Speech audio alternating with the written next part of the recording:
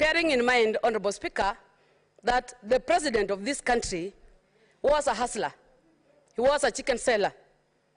He was a member of this House. He has undergone a number of issues. And I want to say, Honorable Speaker, that he is aware what the current Mwananchi wants there in the ground.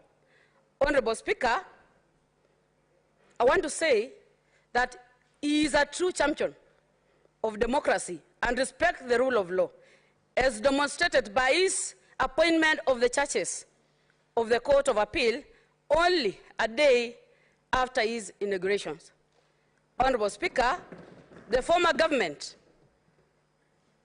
took a lot of time to appoint, to an extent of delaying the appointments by various regimes, undermined the independence of the judiciary and the rule of law. Honorable Speaker, that the President implores upon us to explore mechanisms in the standing order to facilitate questioning of the cabinet secretaries, confirms he believes in the accountability of the executive arm of government, and we should all support that move regardless of our party affiliation.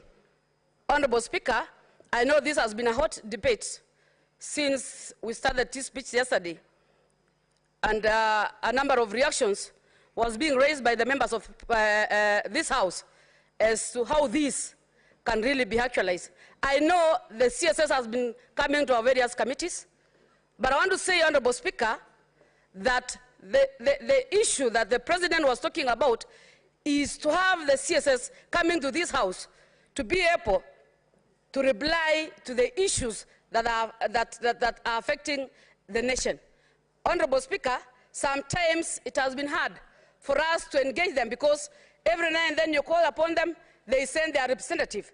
But it's a high time that we change some provisions to allow them to be in this House so that they can face the members of this House and they can respond to the issues that are being raised in this House.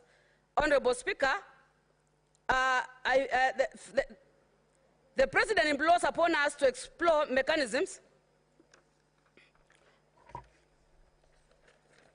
Honorable Speaker, I also want to touch on the issue of the reduction of the fertilizer. I know immediately when the government took over, the first thing that they have done is to reduce the price of the fertilizer.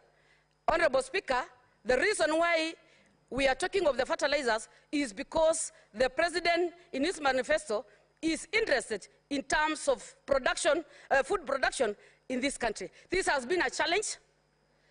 A number of our colleagues have been talking about the issues of GMO, and the only way to remove this issue is by reducing the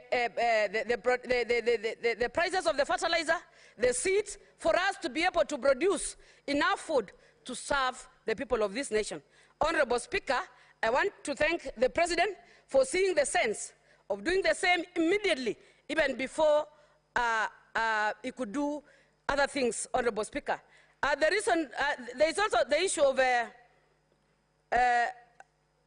Honorable Speaker, the President also committed to allocate 50 million shillings to Hustlers Fund to enhance credit access by hustlers and will surely improve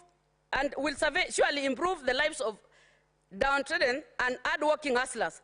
Honorable Speaker, I beseech the honorable members to support this because, Honorable Speaker, when we were going to the ground, I know a number of us could even go to the markets, could even go to those hustlers who are selling chicken. They could even go to the border guys, promising them a lot of things. But I want to say, Honorable Speaker, unless we provide resources to these people, I know their lives will never change. But if we give them resources, Honorable Speaker, as by the manifesto of this Kenya Kwanza government, I know their lives will surely be changed.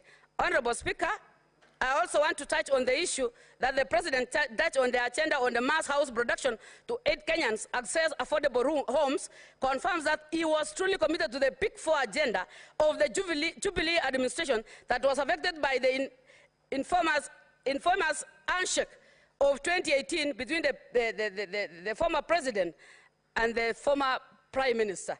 Honorable Speaker, when I touch on this, I